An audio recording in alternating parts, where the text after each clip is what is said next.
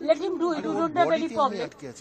But Vande Mataram के लिए एक बात आपको कहना है, बंगाल से ये सॉन्ग नेशनल सॉन्ग है एंड जनगण मन अधि इज द नेशनल एंथम है, लेकिन वंदे मातरम का पूरा गाना कभी नहीं लिया था।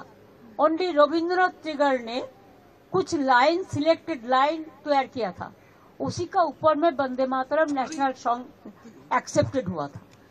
ये भी जानकारी के लिए मैं बताया, बिकॉज आपने पूछा। पहले तो राज्यसभा ने नोटिफिकेशन दिया था कि जय हिंद बोलना नहीं चाहिए, वंदे मातरम कहना नहीं चाहिए। कल मैं बीजेपी का बात भी सुना, कोई कोई बोला कि नेताजी को हम पसंद नहीं करते हैं। अरे तुम नेताजी को पसंद नहीं करते हैं, गांधी जी को नहीं करते हैं, राजा राम मोहन राय के नहीं करते हैं, तो किसको पसंद करते हैं?